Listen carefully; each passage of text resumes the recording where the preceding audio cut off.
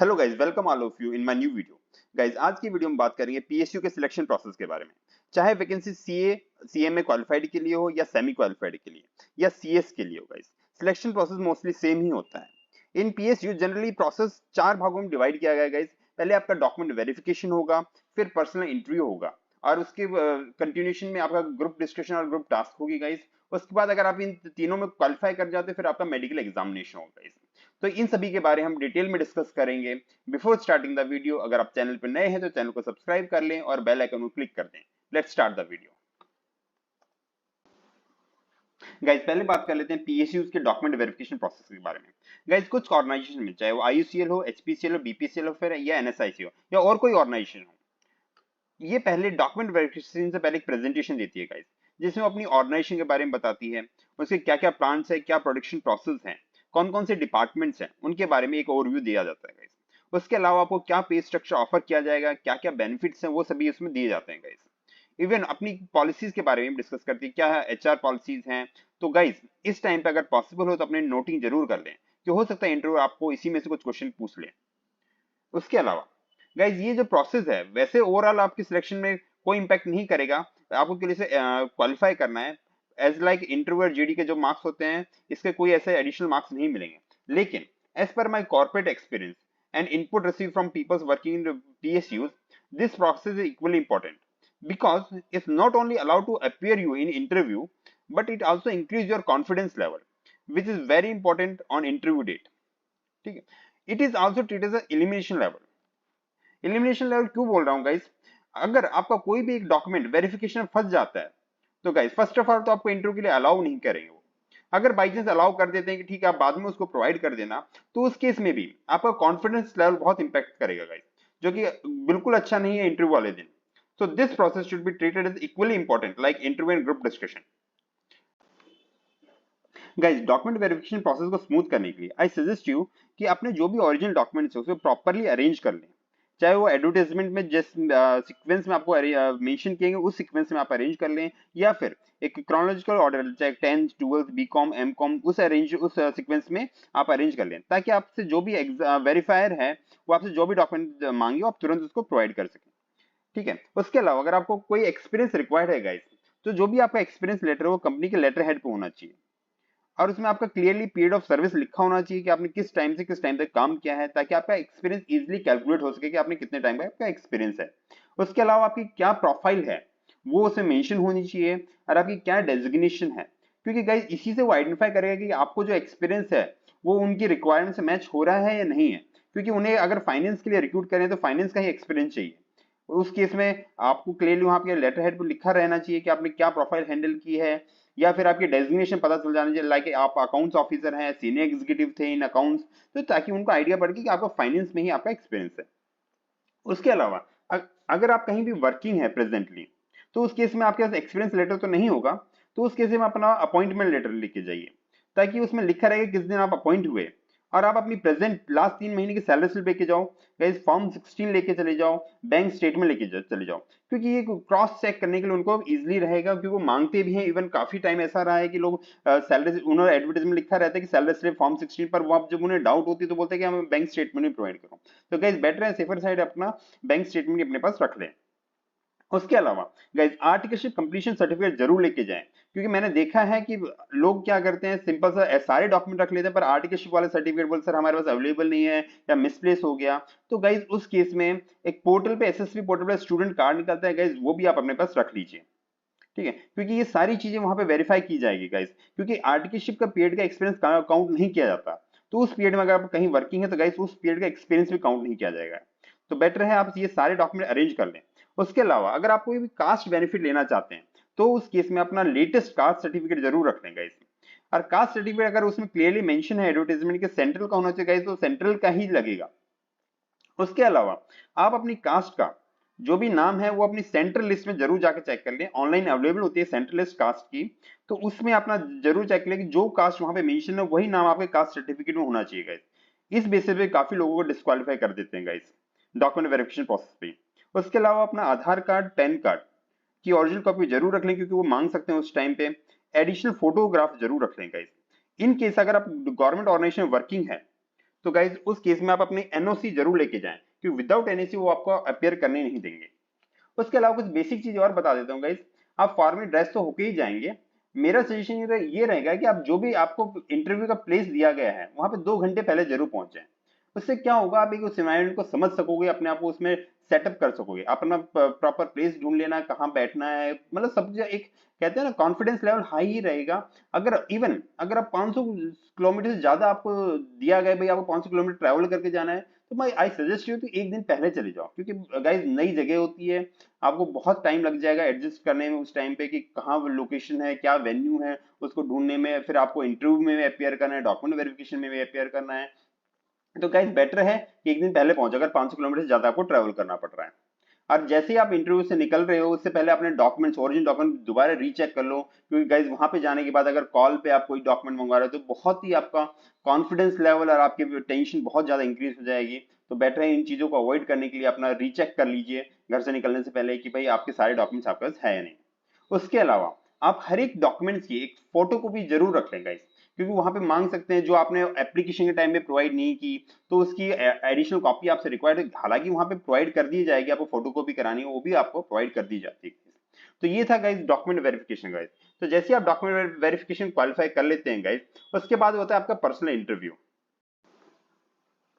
Guys interview में appear होने से पहले आपको अपनी जो भी कंपनी की वेबसाइट है उसे थोरोली विजिट करना है, उसके मिशन विजन के बारे में समझना है गाइस, उसके फाइनेंशियल परफॉर्मेंस क्या है, उनके क्या क्या रिसेंट डेवलपमेंट है, मींस नए प्रोडक्ट्स क्या डेवलप किए हैं, नए प्लेस ऑफ बिजनेस कहाँ पे, मतलब नया सेटअप स्टार्ट किया है, नई टेक्नोलॉजी क्या यूज की है गाइस, उन सबको भी एनालाइज करना है गाइस। क्योंकि हो सकता है उसी से रिलेटेड वो आपसे कोई भी टैक्स का क्वेश्चन पूछ लें या कुछ भी आपसे इनपुट्स वहां पे ले सकते हैं गाइस। इसी तरह आपको लास्ट 2 इयर्स अगर पॉसिबल हो 3 साल की balance sheet, P&L, cash flow या एनुअल रिपोर्ट्स उनको जरूर देख के जाएंगे। इससे क्या होगा, आपको आइडिया बढ़ जाएगी कंपनी के ऊपर कौन से इंडियस एप्लीकेबल होते हैं, कौन सा टैक्स इम्प्लीकेट होता है। फॉर एग्जांपल आप किसी इंडिया ऑयल कंपनी का इंटरव्यू देने जा रहे हैं तो गाइज वहां पे एक्साइज ड्यूटी एप्लीकेबल होगी, तो वो आपको आइडिया बढ़ जाएगा भाई क्वेश्चन एक्साइज से आ सकता है। अदर केसेस में आपको जीएसटी क्वेश्चन आएंगे। इसी तरह आपको पता चलेगा डायरेक्ट टैक्स कौन कौन से एप्लीकेबल होते हैं। इसी तरह आपको रेशियो एनालिसिस का आइडिया हो जाएगा कौन कौन से रेशियोज इस पे लगते हैं, क्या रेशियो हैं इसके। तो गाइज ये आपको कंपनी की वेबसाइट को थोरोली रिव्यू करना है, पूरा उसे डिटेल में पढ़ना है गाइज।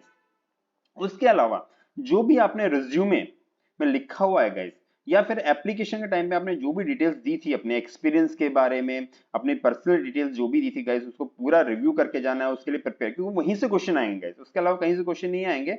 या तो आपका जो भी आपका एकेडमिक क्वालिफिकेशन उससे रिलेटेड क्वेश्चन पूछे जाएंगे, या जो आपने एप्लीकेशन लिखी है, रिज्यूमे में जो भी लिखा हुआ है गाइज उससे क्वेश्चन पूछे जाएंगे। उससे उसके बाद आप अपना जो भी जॉब डिस्क्रिप्शन कंपनी ने अपनी जो एडवर्टाइजमेंट थी उसमें दिया था, उसको अपने एक्सपीरियंस से जरूर रिलेट कर लीजिए कि आपको उस फील्ड में एक्सपीरियंस है या नहीं है, क्योंकि आपको इंटरव्यू के टाइम पे वही चीज बोलनी है ताकि उस इंटरव्यूअर को कॉन्फिडेंस आ सके, ठीक है इसको उस एरिया में एक्सपीरियंस है जिसमें कंपनी की रिक्वायरमेंट है गाइस। उसके अलावा आप अपने करंट अफेयर को जरूर पढ़ के जाएंगे, लाइक कंपनी को अभी रिसेंट अवार्ड मिला है, कोई नए प्रोडक्ट लॉन्च किए हैं, तो करंटली जो भी चेंजेस हुए कंपनी के बारे में या कोई लेटेस्ट फाइनेंशियल अपडेट्स हैं उसको जरूर पढ़ के जाएंगे। इंटरव्यू के बारे में बता दें तो गाइज इंटरव्यू पीएसयू में हिंदी और इंग्लिश दोनों में हो सकता है। आपकी लैंग्वेज इंपॉर्टेंट नहीं होगी गाइज, आपका कम्युनिकेशन इंपॉर्टेंट होगा। आप मीन्स जो रिप्लाई करें वो इंपॉर्टेंट होगा। अगर आप हिंदी में बोलना चाहते हो उसमें कोई इशू नहीं है। प्राइवेट ऑर्गेनाइजेशन जनरली इंग्लिश में होता है, पर पब्लिक सेक्टर अंडरटेकिंग में हिंदी में भी इंटरव्यूज होते हैं गाइज। ठीक है। अगर बात करें सिलेबस के बारे में गाइज, सीए हो या सीएमए इंटरमीडिएट हो गाइज, अगर इस पोजीशन के लिए आप अप्लाई कर रहे हैं सीए या सीएमए इंटरमीडिएट बेसिस पे, तो गाइज आपको जो भी आप क्वेश्चन पूछे जाएंगे वो सीए इंटरमीडिएट सीएमए इंटरमीडिएट से पूछे जाएंगे। उससे अलावा आपके 10th और 12th के बेसिक अकाउंटिंग के बारे में पूछे जा सकते हैं, लाइक अकाउंट्स में आपको इंडियस पूछ लिया, अकाउंटिंग सिचुएशंस के बारे में कोई सिचुएशन दे दी कि आप कैसे कैपिटलाइज करोगे या कैसे डेप्रिसिएशन कैलकुलेट करोगे, अकाउंटिंग सिचुएशन भी दे सकते हैं। टैक्स से रिलेटेड पूछे, कोई भी लेटेस्ट टैक्स में कोई भी चेंज हुआ है वो पूछ सकते हैं आपसे, जीएसटी के बारे में पूछ सकते हैं, मतलब basic tax rate, TDS, DTA, DTL के बारे में पूछ सकते हैं। एसएफएम में पूछे जाए आप capital budgeting, IRR, present value, future value, cash flow, operating cycle, guys ये क्वेश्चन पूछे गए हैं लोगों से। ये जो भी मैं आपको बता रहा हूँ ये बेस्ड ऑन फीडबैक या inputs receive from other working peoples, उसके बेसिस पे बता रहा हूँ गाइस। लॉ ऑडिट में आपसे बेसिक सेक्शंस पूछे जा सकते हैं। आपसे फाइनेंशियल स्टेटमेंट्स के बेसिक क्वेश्चन पूछे जा सकते हैं कि बैलेंस शीट के बारे में, करंट नॉन करंट क्या होता है, current liability non current liability क्या होती है, तो गाइस उसके बारे में पूछा जा सकता है गाइस। अब इंटरव्यू पैनल के बारे में बात करते हैं गाइस। जो भी हमारा पर पीएसयू में होता है कि इंटरव्यू पैनल होता है गाइस, जिसमें मिनिमम 2 बंदे फाइनेंस से होते हैं जो भी इंटरव्यूअर होते हैं, 2 एचआर से होते हैं, 1 विजिलेंस से होता है गाइस। ठीक है, तो ये 5 पैनल होते हैं, ये इंक्रीज होकर 7 भी हो सकता है गाइस, 2-3 फाइनेंस से आ गए, 2-3 एचआर से आ गए और कोई डिपार्टमेंट से आ गए गाइस। तो मिनिमम 5 मान के चलो वहां पे 5 पैनल में होते हैं गाइस। तो फर्स्ट ऑफ ऑल एचआर जो आपसे क्वेश्चन स्टार्ट करेगा गाइस, हो सकता है एचआर हो या कोई भी, क्योंकि आपको वहां डिपार्टमेंट में पता नहीं चलेगा, पर जनरली आपसे जो भी इंटरव्यू स्टार्ट होता है वो आपसे बेसिक से ही स्टार्ट होता है। तो सबसे वो आपसे पूछेंगे tell me something about you. तो उस केस में आपको जो भी बोल रहे हो गाइस, वो आपकी जो डिटेल आपने एप्लीकेशन में मेंशन की है उससे मैच होनी चाहिए। अगर कहीं भी कॉन्ट्राडिक्ट हो गया तो गाइस वहां पे आपसे काउंटर क्वेश्चन पूछे जाएंगे गाइस। उसके अलावा आप अपनी फैमिलीज के बारे में जरूर बताइए, क्योंकि वो जानना चाहते हैं, क्योंकि वो सभी चीजें आप रिज्यूमे में नहीं लिख पाते हो गाइस। तो बेटर है कि आप जब अपने बारे में बता रहे हो तो उसके बाद अपनी फैमिलीज, अपने फादर मदर ब्रदर सिस्टर क्या करते हैं, क्या प्रोफेशन है उनका, उसके बारे में बताइए। पर गाइस ये बताते समय आप ये चीज जरूर ध्यान रखिए कि उस पर काउंटर क्वेश्चन जरूर आएंगे गाइस। फॉर एग्जाम्पल आपने बता दिया कि आपके ब्रदर या फादर या आपकी सिस्टर किसी भी मिलिट्री फोर्स में या डिफेंस में वर्किंग कर रहे हैं, और आप इंटरव्यू देने जा रहे हैं किसी ऑयल इंडस्ट्री के बारे में, तो गाइज वो आपसे पूछ सकते हैं कि अगर वो ऑयल इंडस्ट्री कैसे मिलिट्रीज को सपोर्ट करती है, क्या सप्लाई करती है। गाइज ऑब्वियसली बात है, पेट्रोल, एटीएफ, डीजल ये सभी सप्लाई करती है। तो जैसे ही आप इसका आंसर देंगे ठीक है सर हम पेट्रोल डीजल एटीएफ अप्लाई करते हैं, सप्लाई करती है, तो उसी पे काउंटर क्वेश्चन आएगा गाइज, क्योंकि फाइनेंस पर्सन आपके ही क्वेश्चन से आपके ही ऊपर क्वेश्चन लेवी करेगा गाइज। तो उस पर वो क्वेश्चन पूछ लेगा कि क्या इस पे जीएसटी एप्लीकेबल होता है, क्योंकि ये आउट ऑफ जीएसटी है, तो आपको उस पर रेडी रहना पड़ेगा, नहीं सर इस पे एक्साइज ड्यूटी एप्लीकेबल होती है, फिर उसी पे काउंटर क्वेश्चन किए जाएंगे। तो गाइस जो भी आप बोल रहे हो तो उसके लिए रेडी रहो कि उस पर कुछ ना कुछ काउंटर क्वेश्चन किए जाएंगे गाइस। उसके बाद वो आपसे एक्सपीरियंस के बारे में अपना जरूर बता दें कि मेरे को टोटल इतने साल का एक्सपीरियंस है, कंपनी के बारे में मत बताओ इंडिविजुअली, क्योंकि आपने सब कुछ लिख रखा है। वो आपसे क्यों, आप ये बता दो उसमें कि मेरे टोटल 3 साल 7 साल जो भी आपका एक्सपीरियंस वो आप उसमें बता दो। जैसे ही आप एक्सपीरियंस बताएंगे उस पर भी काउंटर क्वेश्चन आ सकते हैं कि आप हमारी ऑर्गेनाइजेशन क्यों ज्वाइन करना चाहते हो गाइस, आपने क्या क्या प्रोफाइल हैंडल की है उस ऑर्गेनाइजेशन जहां पे आपको एक्सपीरियंस है, आपके आर्टिकलशिप का क्या एक्सपीरियंस, उसके बारे में काउंटर क्वेश्चन पूछ सकते हैं। इवन आपसे ये भी पूछा जा सकता है कि आपने लास्ट ऑर्गेनाइजेशन में क्या अचीवमेंट्स हैं गाइस, उसके बारे में पूछा जा सकता है। तो उस केस में आप बता सकते हैं, मीन्स आपने फॉर एग्जाम्पल आपके पास कोई टीडीएस की डिमांड थी, 3 लाख रुपए की डिमांड थी, वो आपने रिजोल्व कर दी 10,000 रुपए में, हो सकता है कि पेन नंबर गलत था आपने वो करेक्ट करा दिया।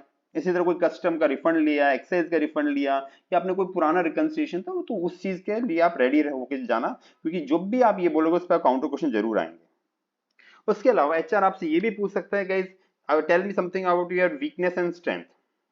तो गाइस आपको आंसर इस तरीके से देना है कि ताकि आपकी वीकनेस ही आपकी स्ट्रेंथ बन जाए।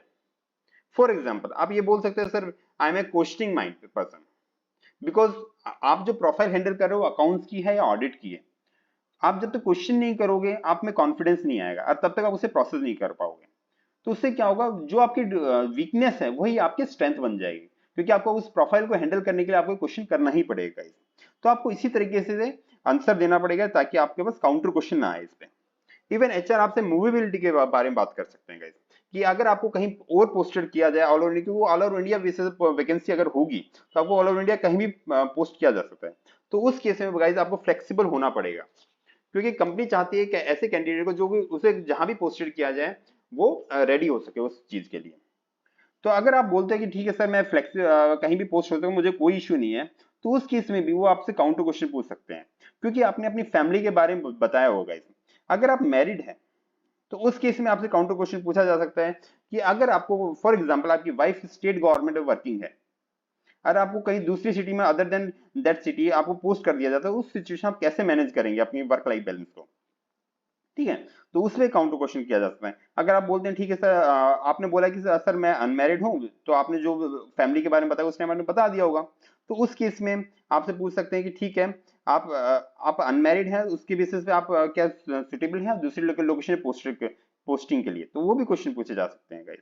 इवन आप बोलते हैं सर मेरी वाइफ वर्किंग नहीं है तो मुझे कोई इश्यू नहीं है, तो वो बोले ठीक है अगर आपको for example remote location post कर दिया जाए तो क्या आप उसके लिए रेडी हैं, क्योंकि गाइज ऐसे सिचुएशन इसलिए पूछे जाते हैं कि वो पता कर सके कि क्या हम इसको सिलेक्ट कर लेंगे तो वो रेडी है इस पोजीशन के लिए गाइज। इसी तरह काफी बार ये पूछा जाता है, फॉर एग्जाम्पल आप दिल्ली के हो, वो आपसे पूछ लें अगर आपको साउथ में पोस्ट कर दिया जाए तो आप क्या उसके लिए सुटेबल हो, आप एग्री हो उस चीज के लिए?